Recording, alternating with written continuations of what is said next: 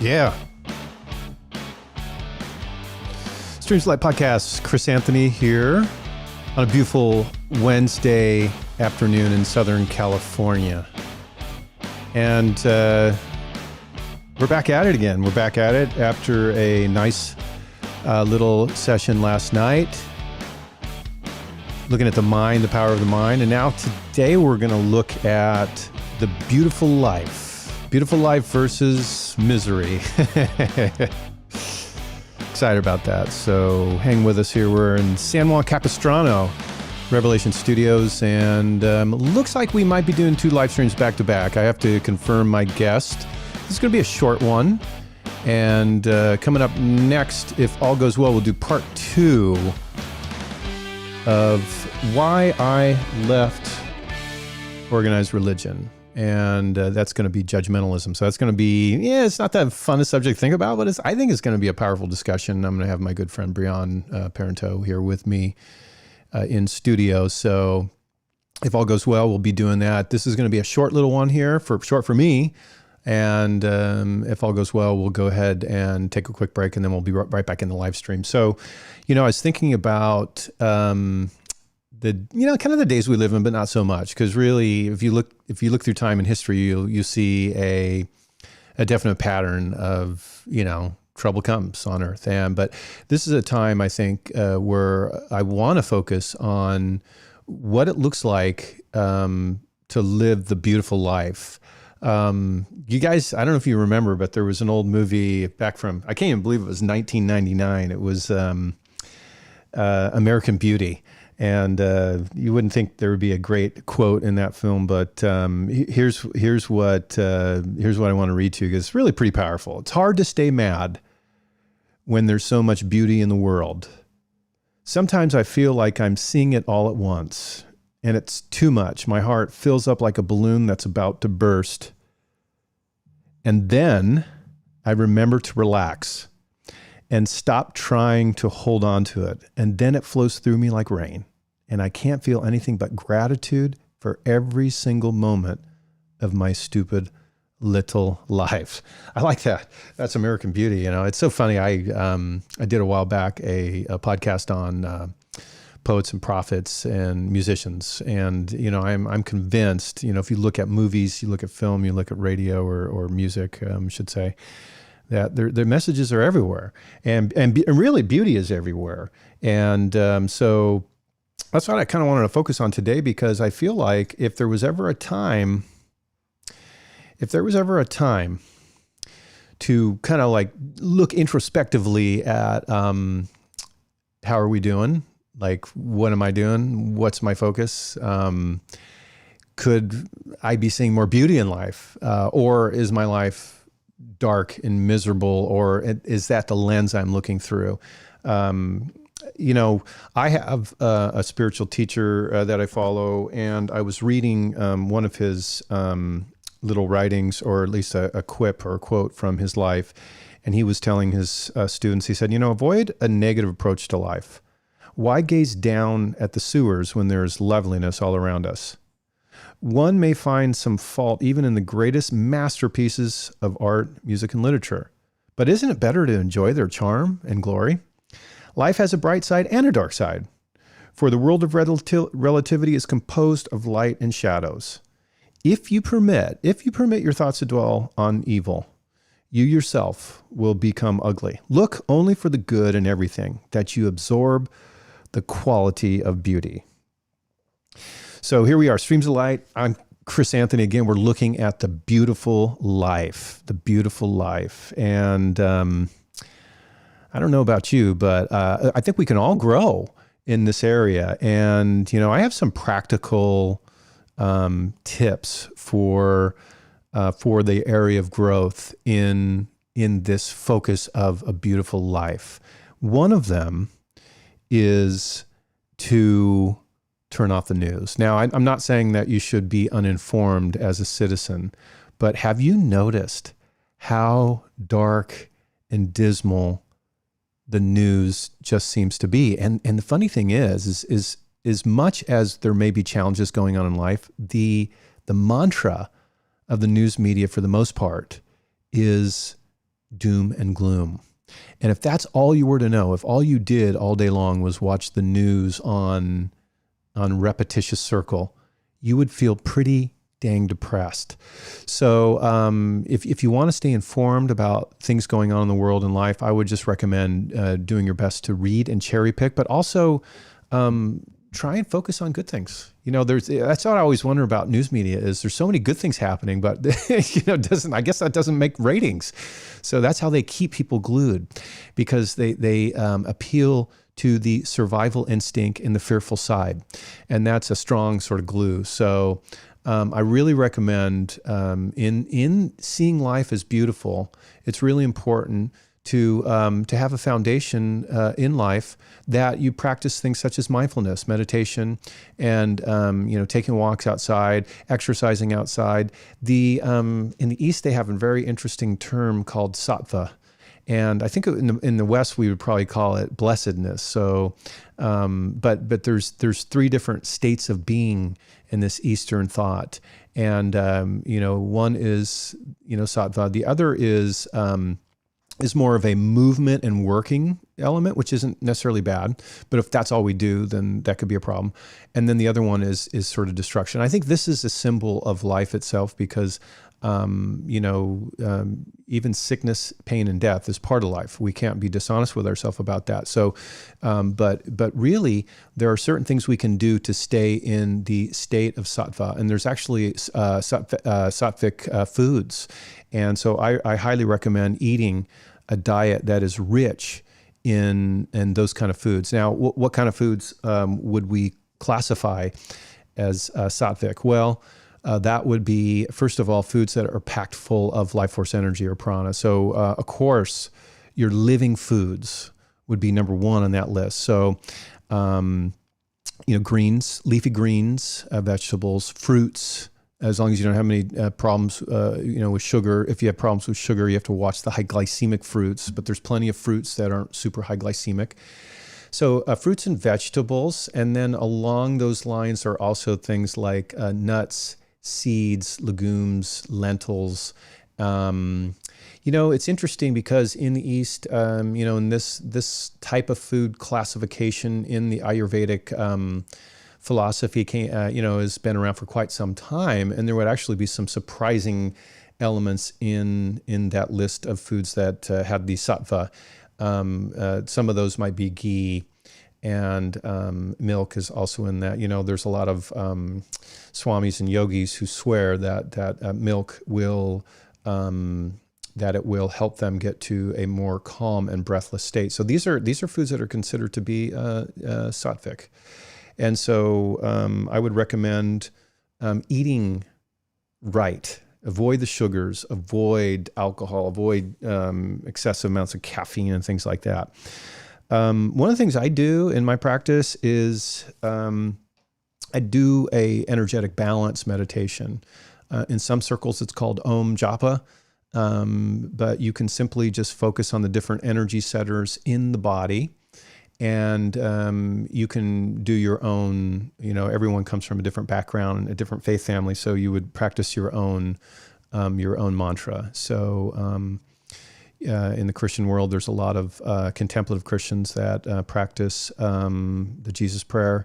And in the East, of course, the Amen or Om, as we call it, which is the seed creation sound. So whatever mantra you practice, it's important. You can do it out loud, which will give you, if you do it out loud, it will give you the vibrations in the body. But once you advance to the more advanced stages of what I would call Om Japa, then you can chant it silently. That's actually more powerful because physical vibration is powerful, but energy, if you chant it silently, what you get is you get an energetic waveform from the mind, and the mind ultimately is even more power than just the vocal sound, which you're actually using the mind and willpower to contract muscles and make sound through the voice box.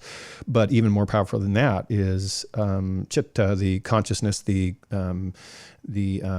willpower, and the mind willing to create that energy through the silent chant. So I highly recommend that. So all these things are going to add up to seeing the beauty in life. Because really, and there's more on my list that I'll go through for more practical examples.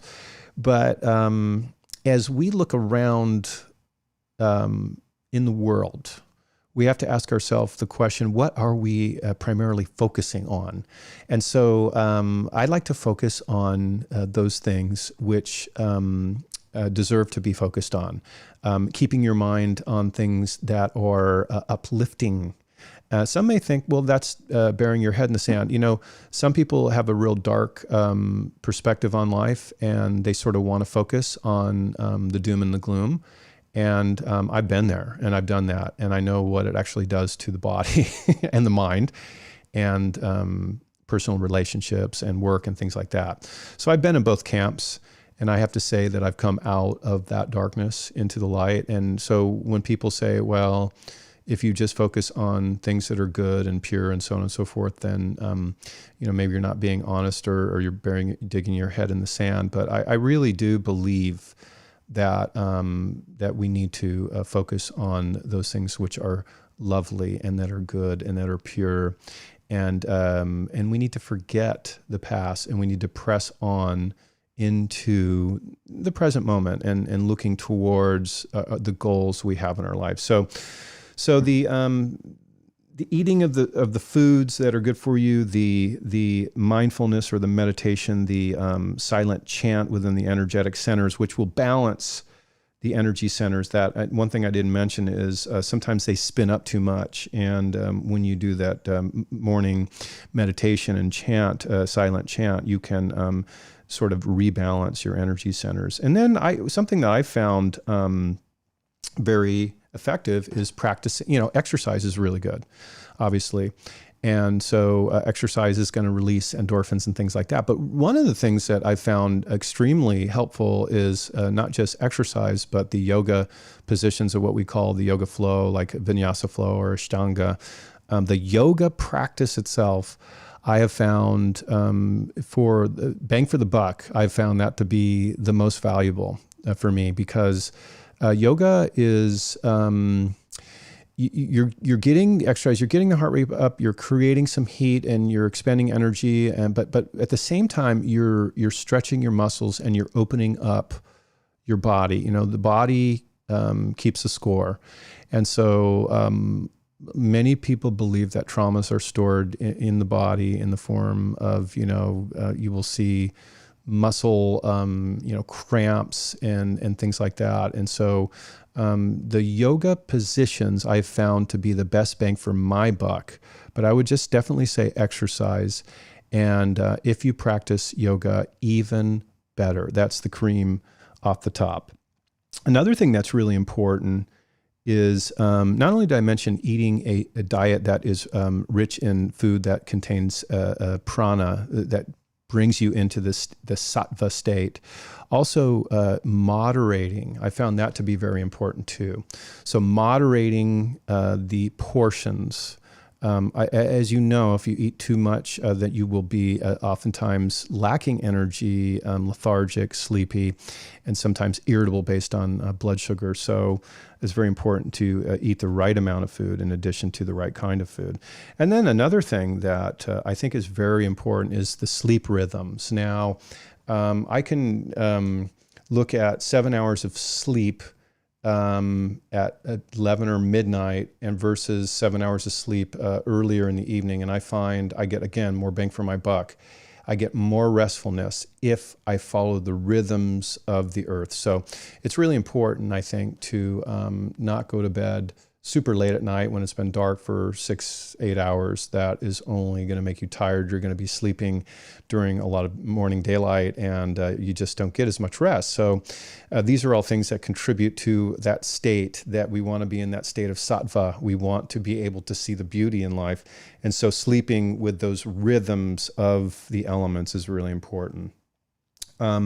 Another thing, and I mentioned trying to avoid mainstream media, at least the addiction to watching and being pitted against, a lot of the media will be extreme on either side. So It will not only create duress from watching the worst news possible and the worst potential outcomes, but also it's important to be careful of what we put into the mind.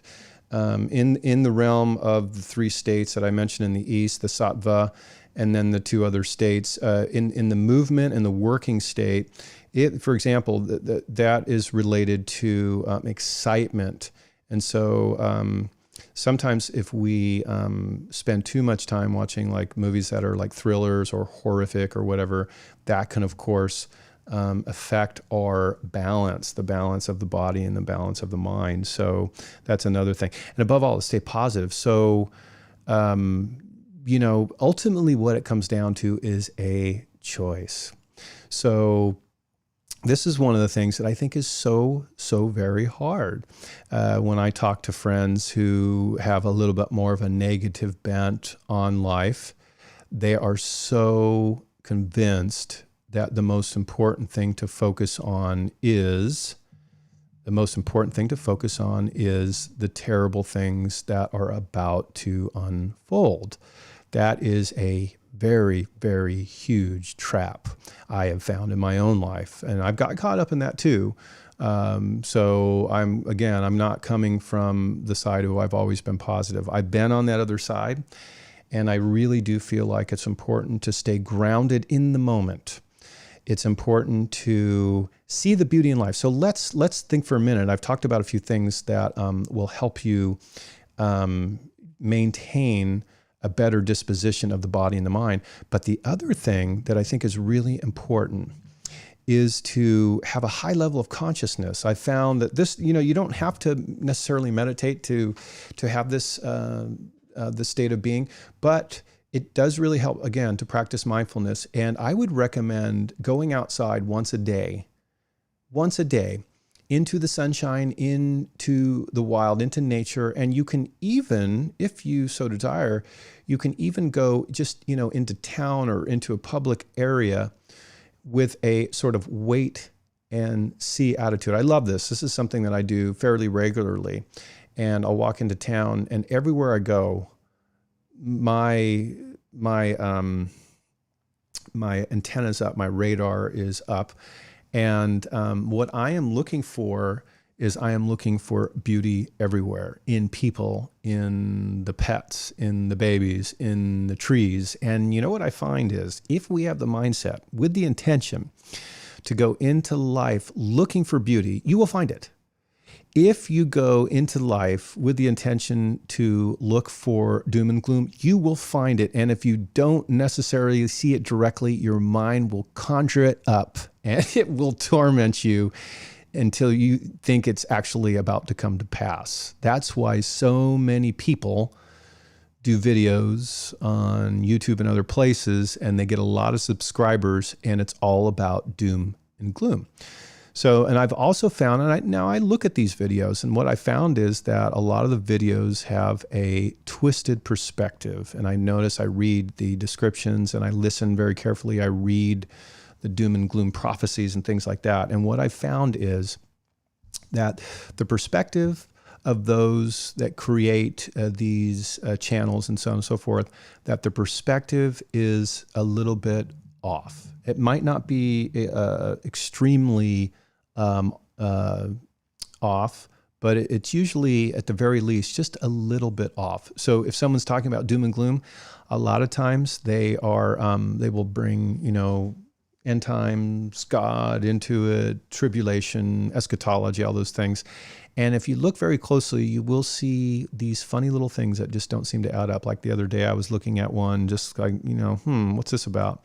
This guy has, over 500,000 views on this video. What's this about?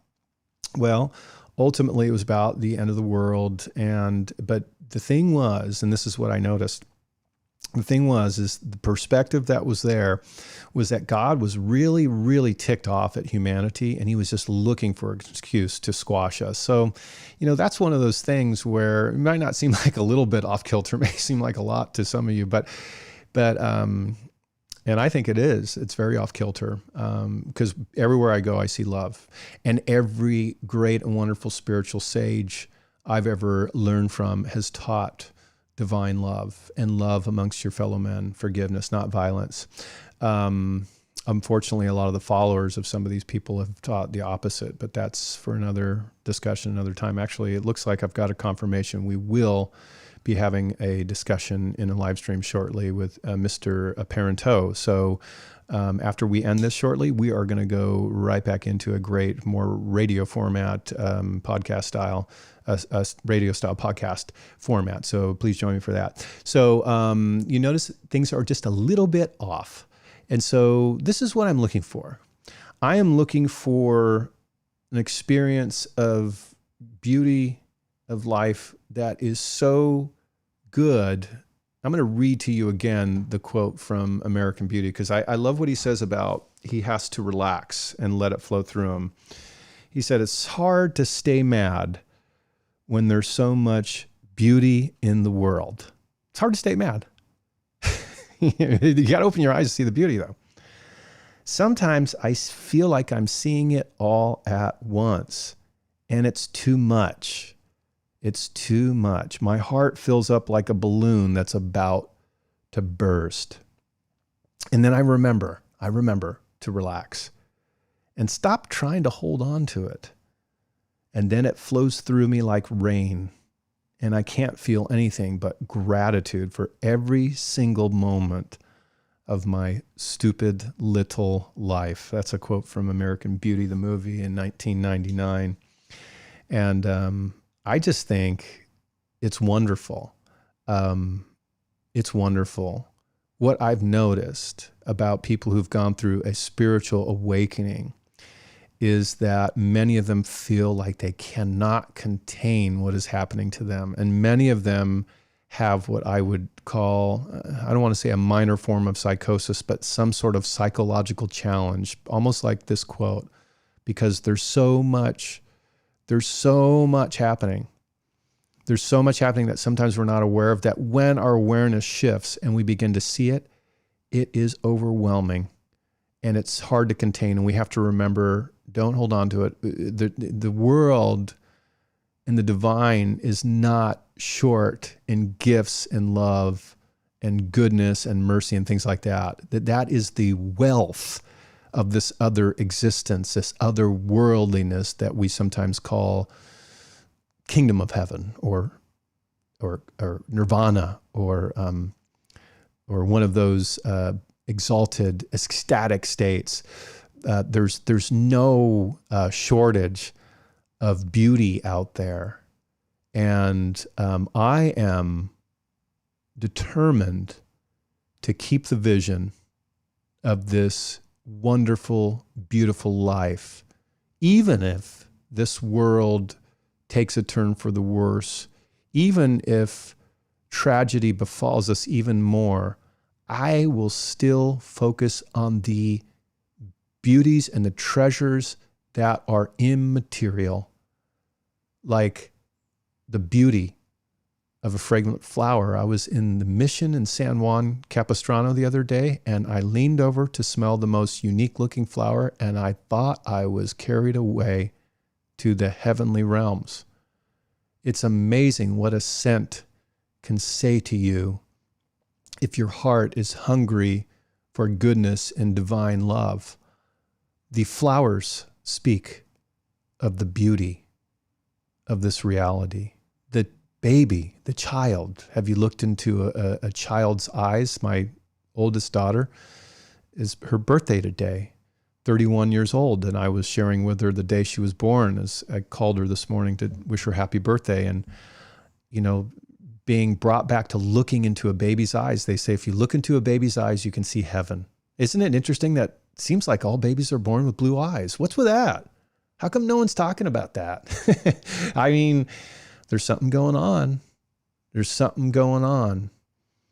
We got to like do a U-turn and open our eyes and see it. The flowers, the pets. Oh my gosh, dogs. Have you seen anything more divine than a dog? And some of you are going, what are you talking about? He just pooped on my rug, or he just ate his poop. So I'm not talking about that. Have you ever seen the love? You know, so many dogs. I mean, almost every dog, domestic dog universally, just so full of love. I got a dog over here right next to my place, Nick. And every time he sees me walk out near the front door or whatever, he starts running out to the wall that separates my house from his house. And he cries and whines until I go over and pet him. And he acts like he's never seen me before, or he hasn't seen me for ages, even though I might have pet him just 10 minutes before. My gosh, pets, full of love. I have these cats. They won't leave me alone. They won't let me sleep alone. They won't leave me alone. It'd be kind of annoying, but it's love. Love is all around us. Isn't that a song? Love is all around. Yeah, it's a song. So what else? So babies, pets, flowers, the trees. I talked about the wind in the trees. If you've ever looked out into nature with this, how would you call it? With an infused state of awareness. They call it different things in different traditions. I'm not going to go through all the names of the different traditions, but if you ever look out into the world and you see a tree and you see the wind blowing through the tree, see how the wind makes the trees dance. It's crazy. It's like I have seen the divine loving signature all over creation.